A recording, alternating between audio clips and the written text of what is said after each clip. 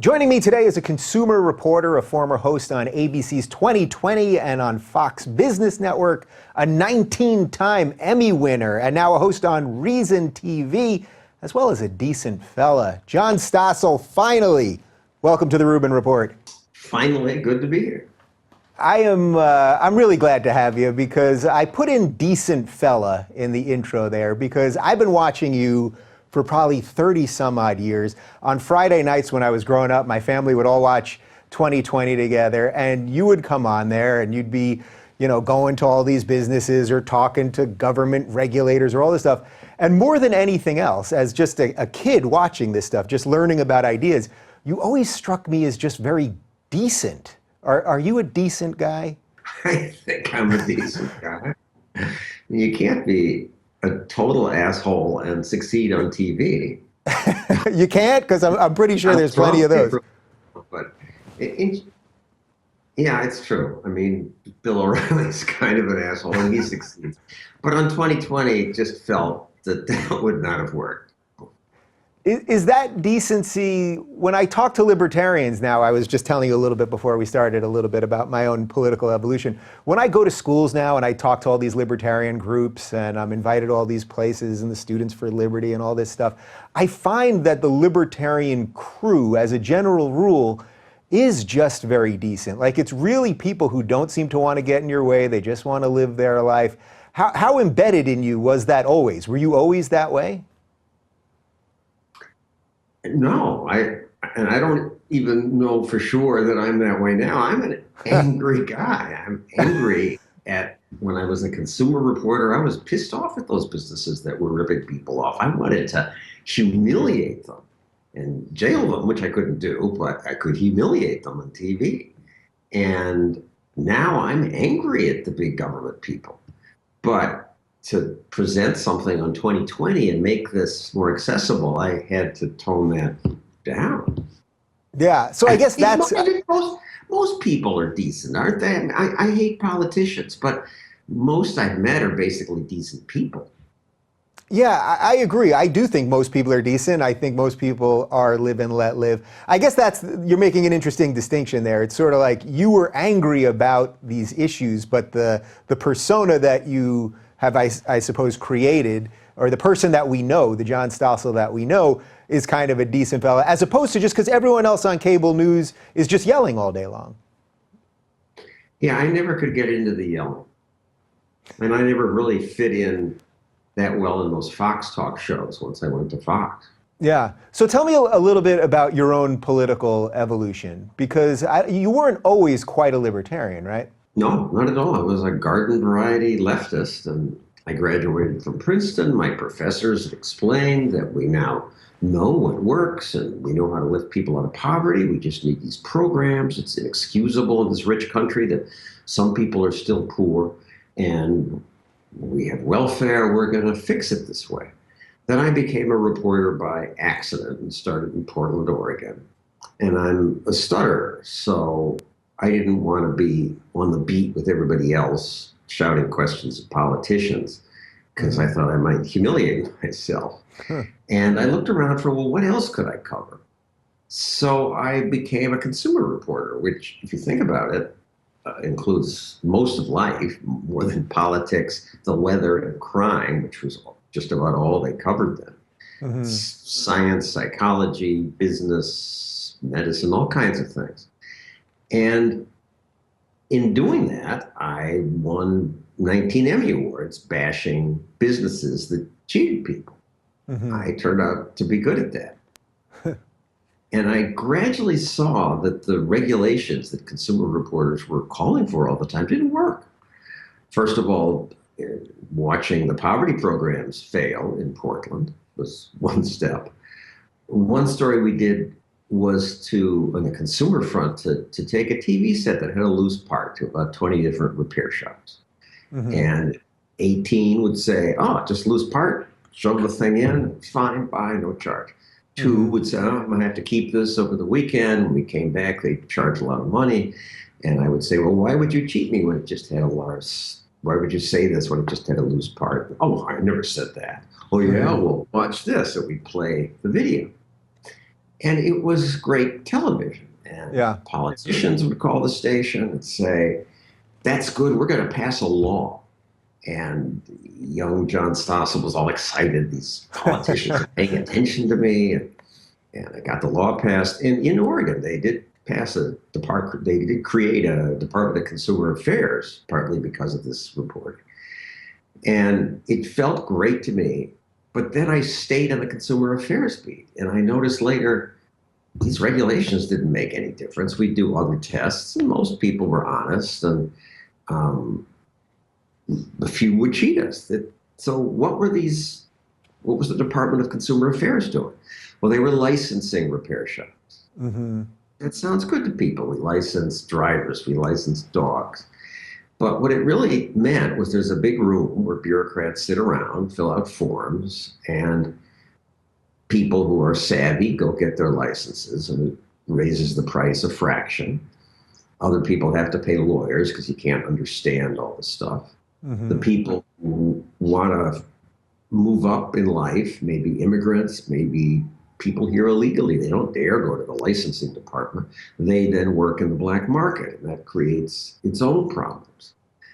The more I looked around, the more I saw these unintended consequences from these regulations. And steeped in the New York Times and the liberal media, I started looking for other stuff to read. I read the conservative press, but they seem to want to invade people's bedrooms to punish homosexuality or go to fight wars with everybody. I didn't like them either. And then I discovered Reason Magazine, which was an epiphany. Oh, wow, this is great. Yeah, I love that. I love that story because it's like you were, is that it right there? It's my new copy, just came in the mail. Here, looks better this way. Very nice, very nice. And Virginia Postrell's writing was the one that really lifted my brain. And I started then reading more, became a libertarian. Stopped winning Emmy Awards totally, which says a lot about the media's political bias. Did I need to put an asterisk next to the 19 that I mentioned before? Yeah. Yeah. Emmys are bullshit. They're self-congratulatory stuff given away by statists. At least you're not looking for the 20th. I think that's what we learned here. Uh-oh, are they coming to get you right now? There you go. I'll give it to you. I wouldn't mind one of the, I would like, I've got this nice set here. I wouldn't mind putting one over there, but you can hang on to it for now. But I love that story because it's so interesting because you started going after these businesses. Then because of what you're doing, the politicians get involved. And then you very quickly realize that maybe you were going after the wrong people, even though you were doing good work, but that the real issue was something that you had discovered throughout this process, which I think is just such an interesting way to figure out what you actually believe. And that's true, except for the very quickly part. I think the people who listen to your podcast, they're smarter than I and you, because you figured this out much more quickly than I did. Well, I'm still figuring it out, Well, we're almost figuring it out, but you figured out the folly of the statism quickly. Yeah, so what is it about regulation that makes people feel good? Because I remember watching you when you were doing all of this on 2020, and this is what you were really talking about often, that the government comes in and there's regulators and there's bureaucrats and there's red tape, and that it actually, almost every week you'd be saying, but it actually doesn't accomplish anything other than complicating things. And as you said, it gets more lawyers involved and drives up costs and all this other stuff. But why is it that inherently it seems like when people come in with regulations or extra laws or whatever it is, it somehow makes the population feel okay, even if there is no evidence for that? And in fairness, there is some evidence. It does a little good. Some bad guys are deterred or punished. Mm-hmm. But it's just instinct to want to trust a rule. People, when they see something, they say, there ought to be a law. And even I say that when things piss me off. It's my first reaction. And why is that? Because we grew up with parents who managed our lives and that made us feel safer, or because for thousands of years of evolution, people lived in tribes of 100 or 200 people, and if you didn't harvest the fruit when the elders said, you died. So your ancestors were able to give birth to you because they listened to those experts and took that guidance. By contrast, the invisible hand is just hard to process. Is this a little bit of the conflict within libertarianism? You know, it's always going to liberty, to freedom, to personal responsibility and all that. And yet at the same time, as a society, as a group of people trying to live within borders with some set of rules, that we actually do need some constraints to keep us, you know, basically to just keep the clock ticking. Otherwise, we'd all just be living in anarchy. True, and I think most libertarians are comfortable with that, and we need rule of law. It's what made Hong Kong prosperous. In just 50 years, they went from third world to first world because they had what you need to make a society work. The British rulers punished people who killed or stole, but then they did something wonderful. They sat around and drank tea, and by leaving the people alone, free people made themselves rich. So I would go beyond that and say you need pollution control rules. Not every libertarian agrees. You could sue the polluter, but it just doesn't seem to work well under our system. There's a public square. There should be some rules for the public square. The Constitution has a bunch of rules. The question is how many, and we ought to have fewer. Yeah, and we don't seem to be having this conversation really very effectively. So I'm glad you brought up the environment. So this is one where my libertarian side kind of wants to leave everything to private companies. And yet I've had enough climate scientists on the show, and I've talked to enough people who know more about this than me, and they feel generally that some regulation is needed. Without going too far down the climate change conversation, although if you want to, we can. How do you figure out what is the right thing to do? How do you figure out what's the amount that is okay for the private sector to deal with and how much the public sector should deal with? That's a job, sad to say, for government. We have to have some limited government making some of those decisions. The problem is the EPA was wonderful when it was introduced, and they passed rules making cars cleaner, putting catalytic converters in the exhaust and scrubbers and smokestacks. And the air and water got cleaner. When I was your age, you couldn't open the window in New York because soot would come in. But regulators always, they're there, and then they want to do more. And idiot politicians keep adding to the numbers. George Bush, George W. was called the deregulator, but he added 90,000 new regulators. I don't think that would happen anymore. But each one of those guys thinks he's not doing his job unless he's adding something. In the global warming case, it's not pollution, it's just carbon dioxide. It doesn't hurt anybody's lungs. It may be a problem, the climate change, and man probably is making it worse.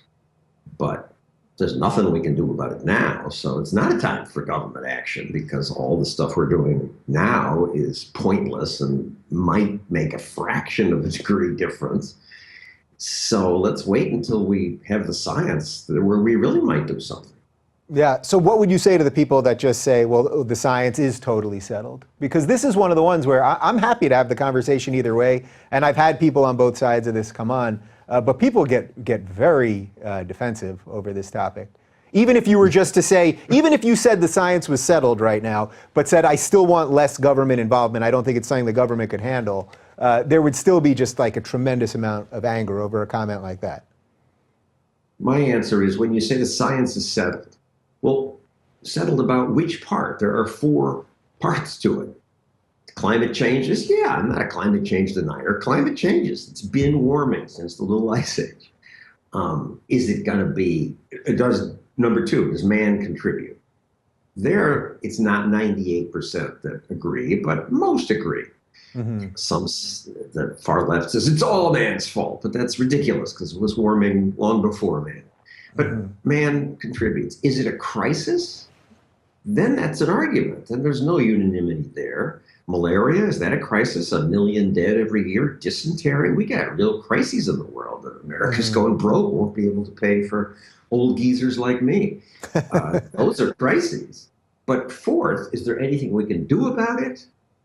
No. And the science is settled on that. Solar won't work yet. There's just not enough of it possible. And it takes fossil fuels to build the solar panels and truck them to the site. And they cause unintended consequences too. Yeah. Why do you think we just want to throw money at everything? You know, as I've had my evolution here, it's so obvious to me that we have spending problem, that we're always just spending on everything. We don't really see results. So many of the things that you've talked about over the years. And yet the answer, even for right now, what I see on the left often is government's horrible, Trump is evil, everything's terrible, but we have to make government bigger. Let's make it bigger and give it more money and let it take more. I mean, the logic seems completely, well, it seems completely antithetical to logic. How about that? Why do we always want to throw money at things and not look at where we can actually cut? Because it's other people's money. And talking about cutting politically is poisonous.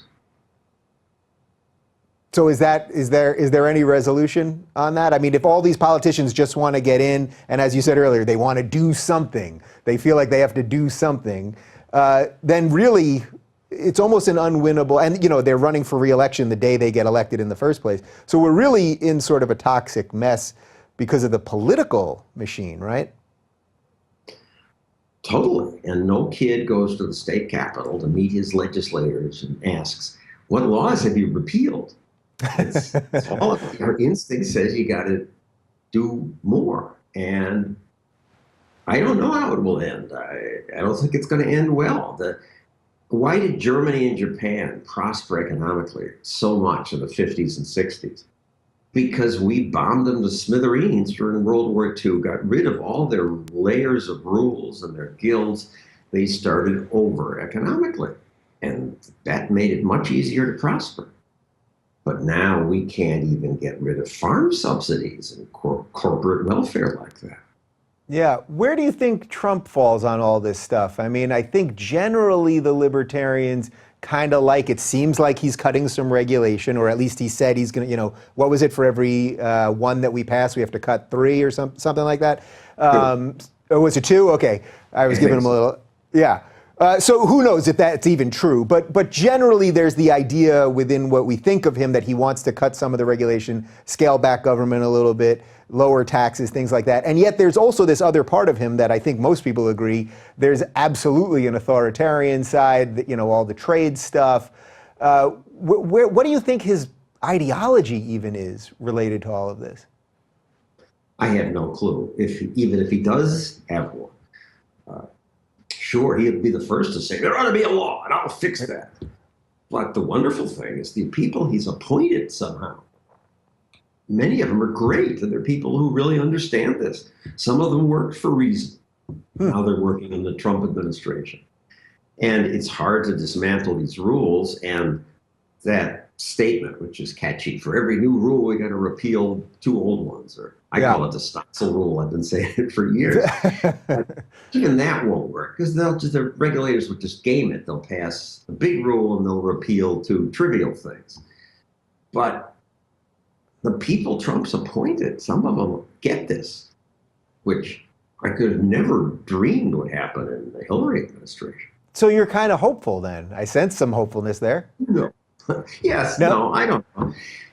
The economy has had the ability to grow faster than the state can strangle our future. So the internet was a wonderful way to get around regulation for a while. I don't think it's any accident that it blossomed in the 2 metropolitan areas farthest from Washington, D.C., San Francisco. Seattle. Right. You know, now they're lobbying all up and they're in bed with government. But innovation like that has kept the economy growing almost as fast as government. If they would just grow government 2% a year, we could grow out of the horrible deficit we're in. But they don't. Every year they increase it by more than the rate of inflation. Yeah, it's interesting you mentioned San Francisco and Seattle. So one of the things that we've been talking about here, because obviously we put this show on YouTube is how big Google has become and how their ability to control the information we have, their ability to let me have access to my own audience through the YouTube algorithm, things like that.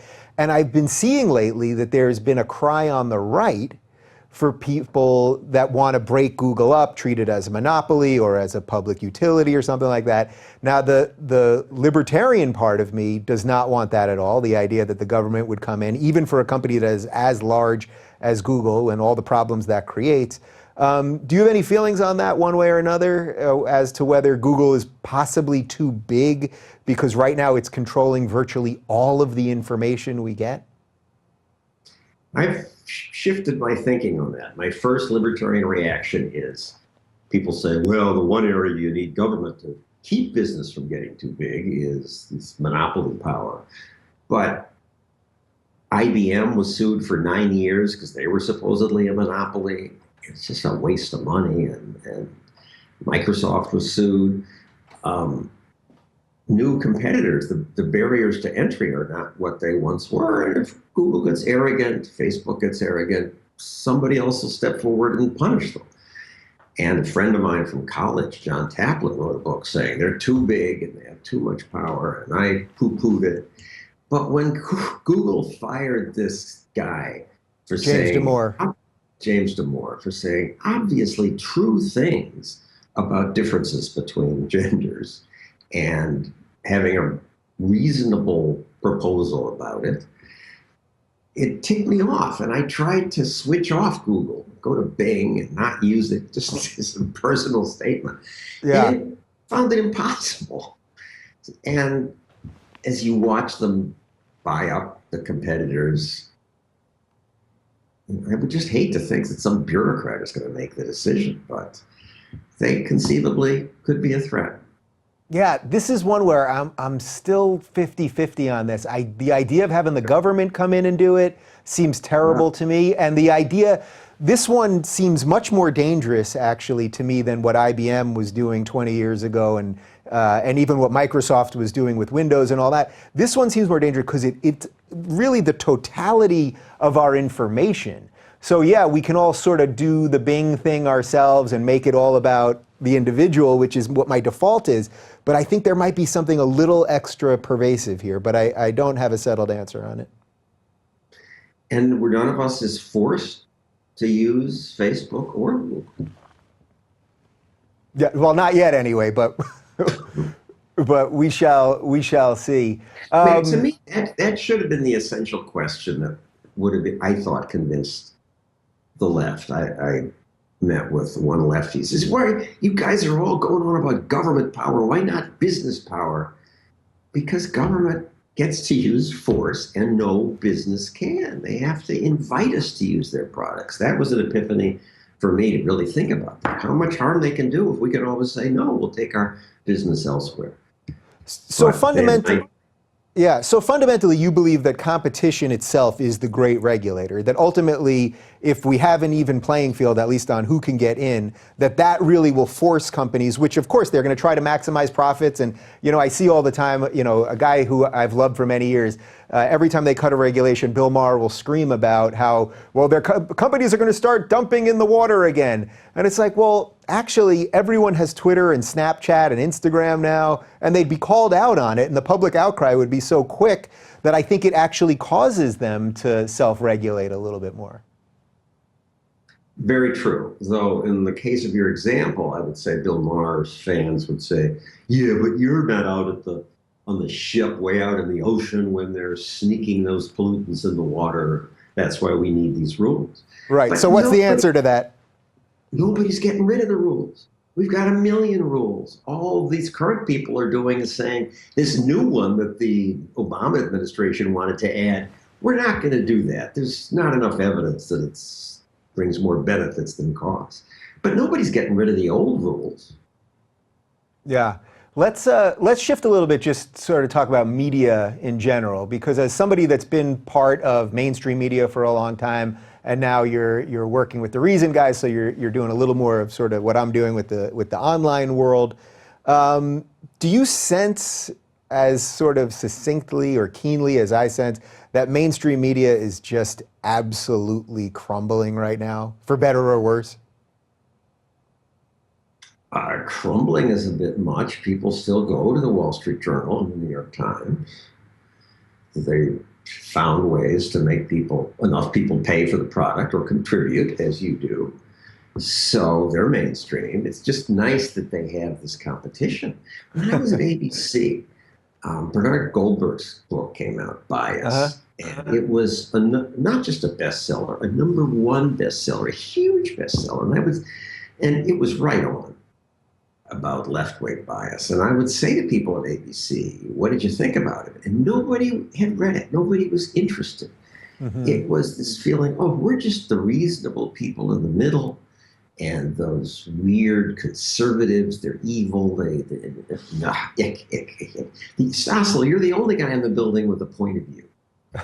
And that was the idea. At least now, with all these alternatives, the people at ABC, many of whom have moved to MSNBC, at least now they know that people consider them leftists.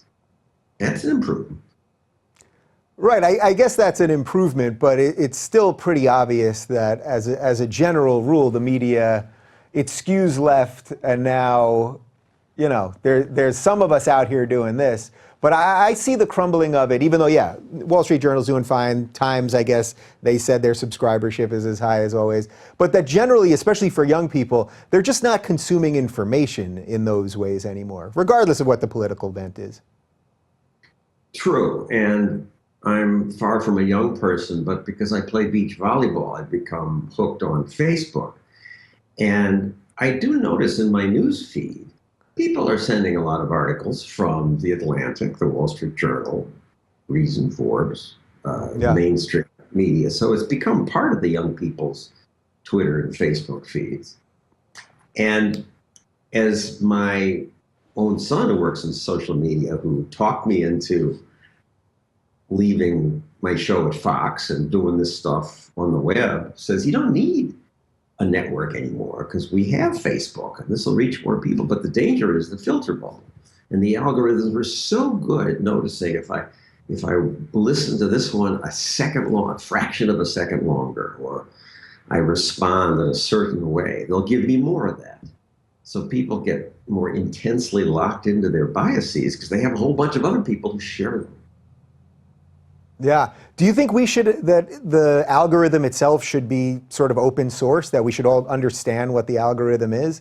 Because I don't think people really even understand what you just said right there. I mean, I think my audience gets it, but the average person doesn't understand that the more you click this thing, you're just going to get more of it, that we're self-building the walls that are closing us off. And we should tell people and encourage people to reach outside their walls. But would it help if he took away Facebook's private property and demanded they reveal the algorithm? Then I don't know what we gain from that. We already know that it wants to keep your eyeballs longer, and it gives you more of what you seem to spend more time on. Yeah. Wait, tell me more about your son telling you to leave mainstream or leave Fox Business. That's really fascinating. Were you thinking about it and then he just nudged you, or was he really pushing you in that direction? I was feeling a little stressed doing my show every week and felt I had, in 7 years, done much of what I wanted to do. And I usually in TV, I had 3 or 4 year contracts and always did with Fox. But now I wasn't hearing from Fox because the boss was first sick and then being investigated for being a horrible pervert. And I thought I better make some other plans for myself. So I wrote to Rupert Murdoch and said, let me do some outside things, and started talking to donors. Would you support me if I just put this stuff straight to video? My son, Max, had said, and no young person's going to believe anything you say if you say it on Fox anyway. And we live in New York City, where that's certainly true here. And I said, well, but it gives you the credibility. It's a network. Yeah, but try Twitter here.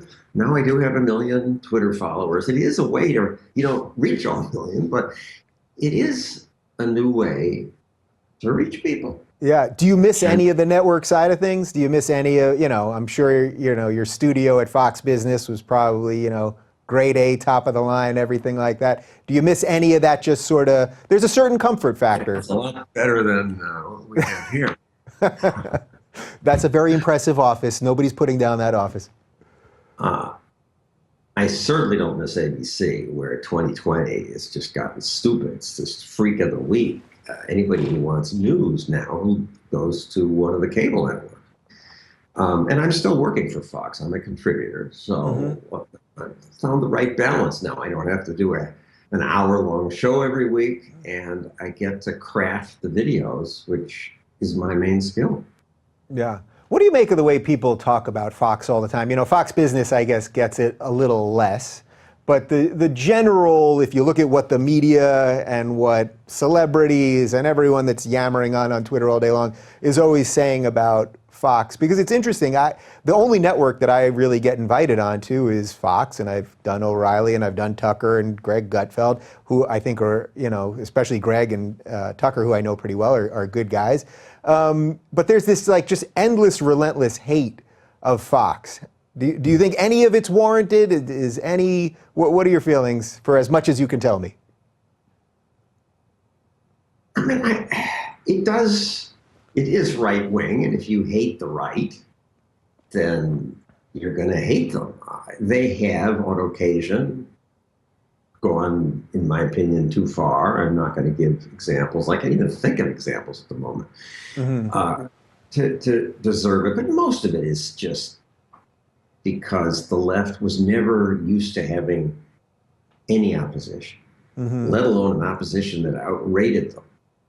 And Rachel Maddow now is leading in the ratings, the highest rated show. Fox overall still is #1 in the ratings. And you have envy of the success and resentment of that.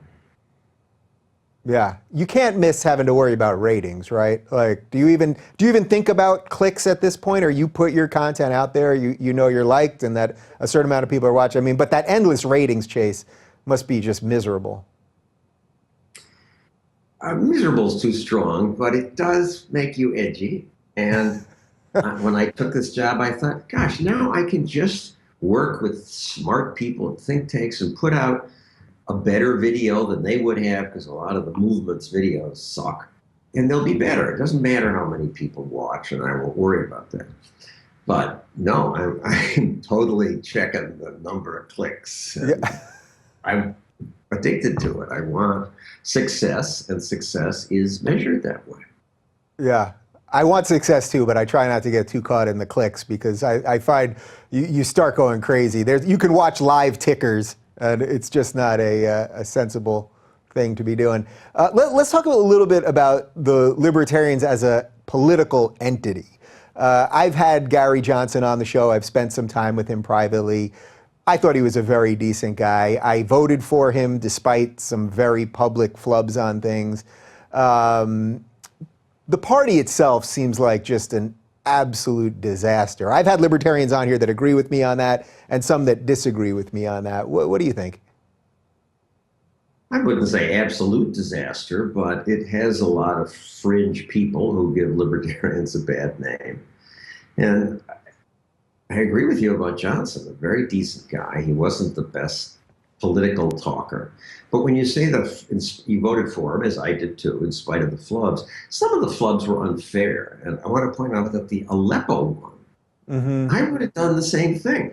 They were not talking about foreign affairs. They were talking about American politics. And this reporter suddenly says, "What would you do about Aleppo?" I would have said, "About leopards? A leopard?" What? It just wasn't so obvious. Well, I guess the catch. What Aleppo was. I guess the catch-22 for him was that unless he flubbed, unless he did something and said something sort of ridiculous or that didn't make sense or whatever, that he got no coverage anyway. So the only time they covered him was when he did one of these. So he could have talked about small government and states' rights and all of those things till he was blue in the face, and no one would have ever talked about it except for maybe you and me.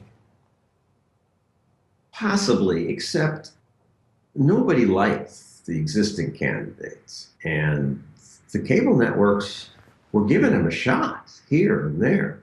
And he just wasn't very compelling television. And as we've learned from Trump, had he been a little more like Trump in his TV performance, he might have made a big difference.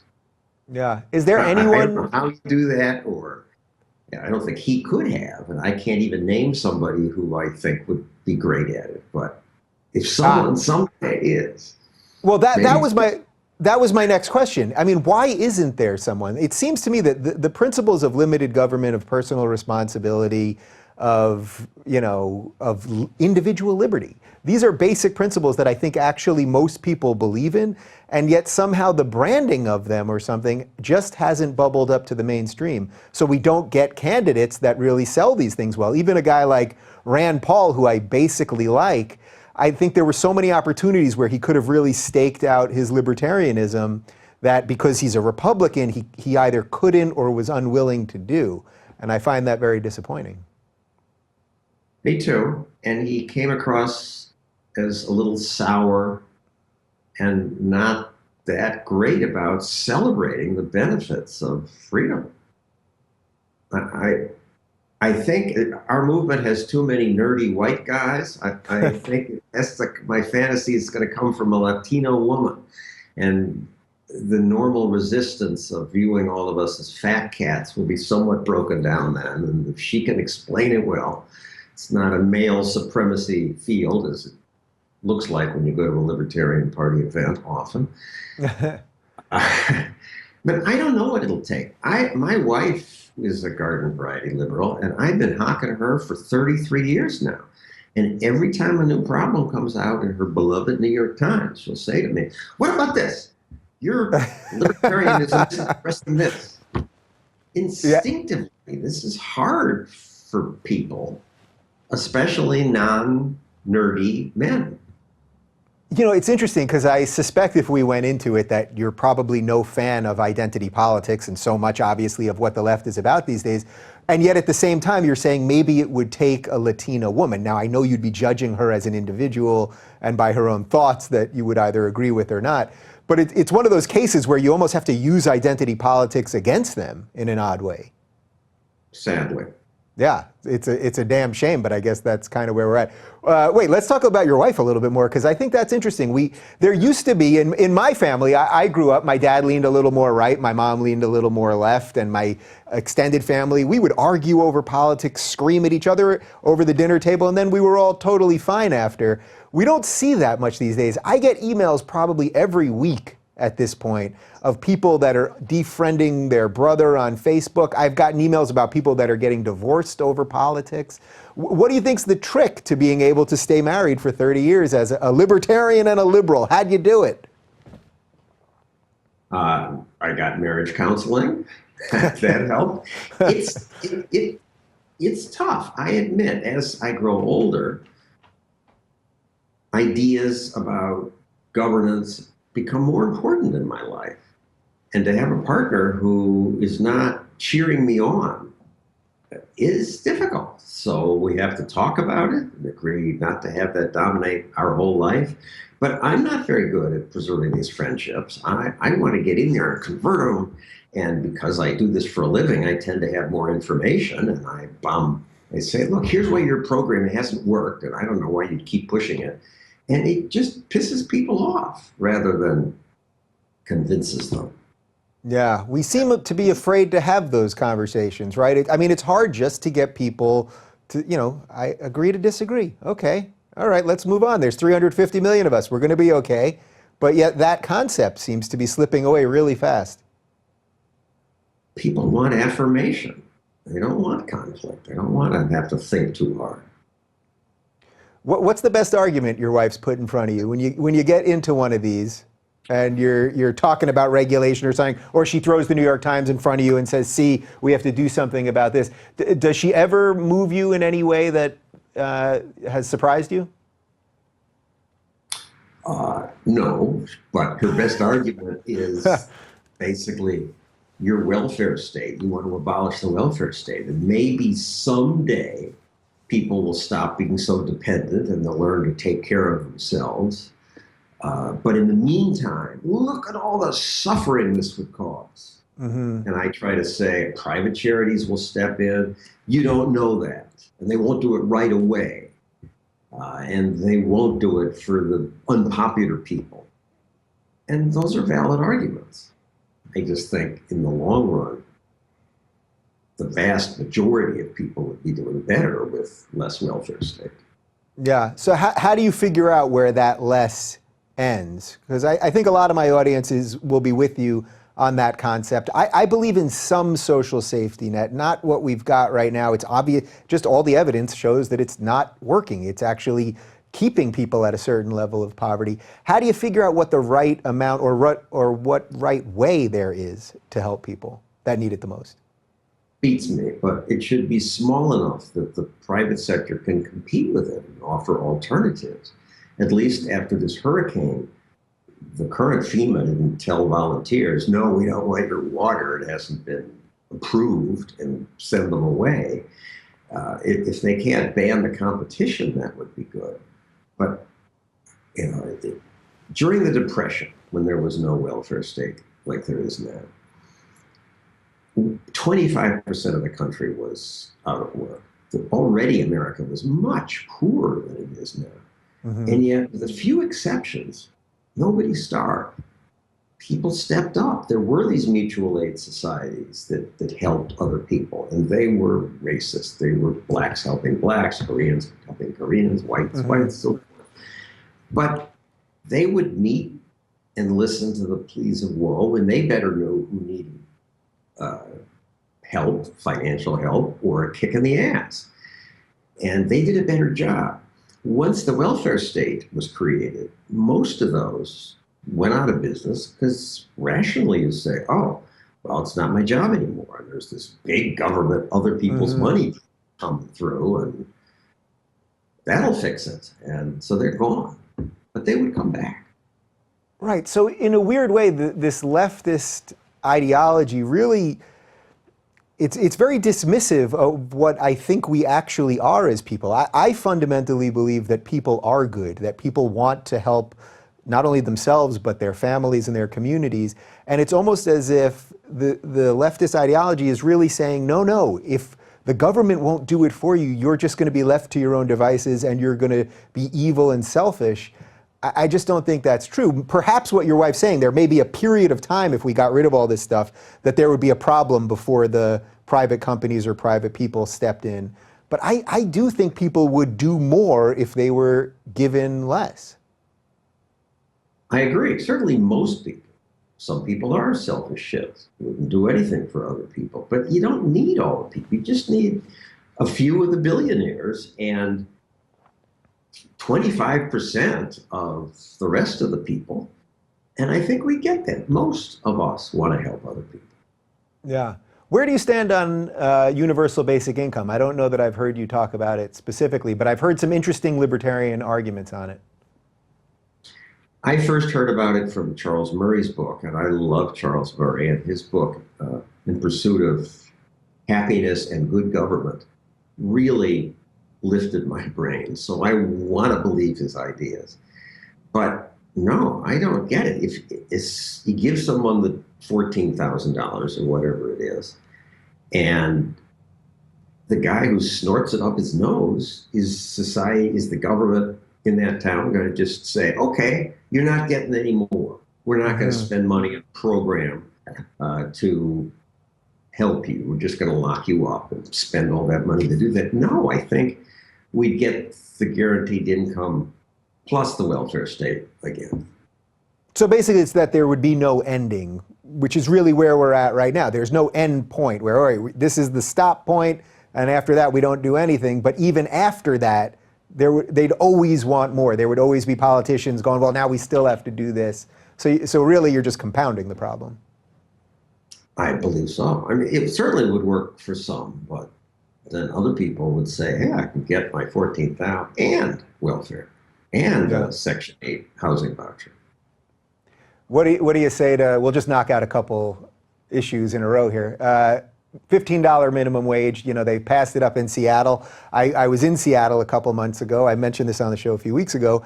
And I get to the airport, and right in the airport, where they've passed this $15 minimum wage, there's a McDonald's, and instead of having people, they have, in effect, their iPads. There's touch screen monitors, and probably one guy that has to, watch 10 of them. And I thought, well, this is exactly what the companies were going to do because they've got to make profit. How do you make that point to people without sounding like some cold, evil capitalist? It's just the way you did. And I think this is one time where more people have gotten to that, ooh, I hadn't thought of that point. It also helps to say, did you know, I know how many people get minimum wage? And people think it's 50% of the workforce. It's actually less than 5%, because most companies on their own have to pay more to get the workers they want. And another good thing to say is, well, you're right, 15 would make it a lot easier for this person to live, but 15 is still tough. Why are we so cheap? Why not 20? Why not 100? Maybe they start to think about, oh, I guess this does cause some distortions. Yeah. Is this another one of those examples where actually it's the free market that will save us? Because, even right now, Amazon bought Whole Foods. We're hearing that they're going to have these full-on supermarkets where there's going to be basically one employee in the whole place. Everything else will be drones and, delivered by robots and all this other stuff, where it'll be so obvious to people that that humans won't be worth. I mean, sadly, we just won't be worth the money that they're demanding we pay people. But will that convince people? I don't think so. They'll just say, oh, that would have happened anyway. That was just automation from these greedy companies. There have been so many times I thought, well, this will convince them. But it doesn't. Oh, no, that's depressing. Yeah, sorry. What gives you the hope then that you keep fighting on, you keep, you've got a smile? I think you're 70 years old. You look like you're 50. You're doing something right. I don't know what is it. It's all the mustache. What's going on over there? I chose my parents carefully. Well done. No, but really, what gives you that sense of hope still to do this all these years, to see things still get screwed up and all of that, and yet want to trek on, want to get these ideas across? I wish I could say I was super hopeful. I don't. That's not what motivates me. It's just that, oh, I'm born again free marketer. Through the luck of having a job where I was a consumer reporter and I got to watch every day what worked and what didn't, I've learned something. And geez, this thing I've learned makes the difference between whether people have a good life or a bad life. And I know this now, and I have to preach it. I have to share it with as many people as I can, or I'm not a decent human being. And I guess I'm hopeful or I wouldn't keep doing it, but we just have to do it even if we're not hopeful. Right, you sort of have no choice. Is any country doing it better than us right now? So when you hear people complaining about how horrible our system is and our evil, oppressive government and all the horrors of American history and just everything that's become so mainstream these days, not to say we don't have legitimate problems, not to say we can't be better and all of that, but is there any country that you look to that, at least on the economic front, is really doing it in a way that you think makes more sense? Sure. Hong Kong, New Zealand. If you look at all the, I think, 15 countries that are now ahead of us on the economic liberty lists, they're doing, by that measure, and that's pretty good, better than we've been doing. And it's funny, some of it is the so-called socialist countries of Northern Europe, that they're a lot less economically controlled than American socialists think they are. And nobody's perfect. Singapore is repressive in other ways, but they do a great job economically. Yeah. So if there were a couple things, if you were running the country right now, and there were just, 2 or 3 things that you could do, magic wand, to help business, which ultimately helps the rest of us live the lives that, we want to live, what would those things be?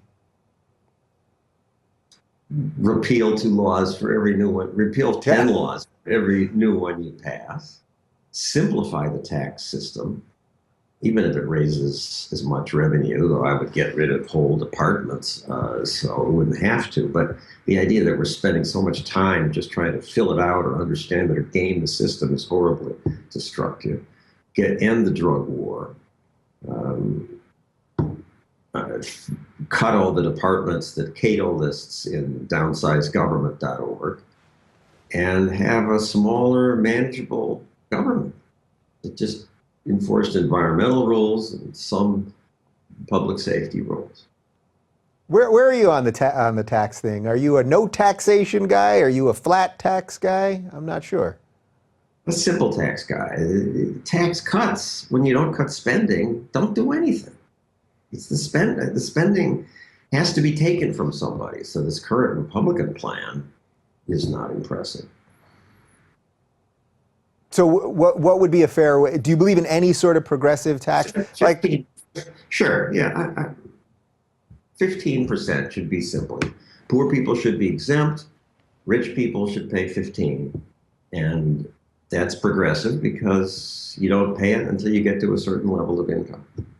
Yeah, I mean, I'm basically around somewhere with that. I would even maybe go a little further, that if you're really into the tens and hundreds of millions of dollars, you could still tax them a little bit more. I don't know that even economically it makes sense, but I think there's just something I could be convinced on that. Sure, it could be. I just say 15 because that's what they have in Hong Kong. And I think Estonia, some of the new former Soviet republics tried that. Yeah. So before I let you go, let's talk about Reason a little bit. So you're over there, you're free, you're doing what you want to do. You don't have to deal with the pressures of cable news. Do you just basically wake up every morning and this is what I'm going to write about, this is what I'm going to talk about, this is the story we're going to do, and that's it? That's pretty sweet. Pretty much, except I'm not that smart. I work with 4 other people who have their own agendas and make suggestions, so we do it together. I only do 1 or 2 a week, so I don't have to make a whole new one every morning. Yeah. But yeah, that's basically it. Yeah. Well, I think it's great. Listen, as I said when we started, I've admired you for 30 years at this point. I think even before I realized these ideas about liberty and freedom and personal responsibility and all of this stuff, I was watching. What's that? I ask everybody who says what you do, which a lot of radio hosts say, liberty and freedom. What's the difference? Oh, what's the difference between liberty and freedom? Well, there isn't much of a difference between liberty and freedom, actually. So you think for economy, we would just pick one? Everybody says freedom and liberty, liberty and freedom. Sorry, just a minor quirk of mine. No, that's fine. You know what? For the purposes of this, I'm going to go with liberty. So even before I realized what liberty was, and I was watching you when I was, a young kid in Long Island. By the way, I used to see you every now and again wandering the Upper West when you were working at ABC, but I never harassed you on the street. Do you like getting harassed? Well, if it's thank you for what you do, that's not harassment. You don't want to be accosted, is that what you're saying? Well, the guy who said, "Are you John Stossel?" Yes. "I hope you die soon." That's not so nice, but I've rarely been accosted. And the only time I got beaten up was by a professional wrestler on a story. Who was it? Dr. David Schultz didn't like my saying pro wrestling was fake. Oh, wait, and did he body slammed you or something and then hurt your neck? No, that was somebody else. He whacked me on the side of the head, and then when I stupidly got up again, he hit me on the other side of the head. That's probably one of my more watched videos on YouTube, unfortunately. All right, we're going to find that one. We'll link to it down below. Truly, it's been a pleasure chatting with you. And next time I see you walking around, I will accost you, but I won't say mean things, I promise. I'll talk about liberty or something. So for more on John, you guys can check out Stossel on Reason TV and follow him on Twitter. It's @John Stossel. John, thank you so much. Thanks, Dave.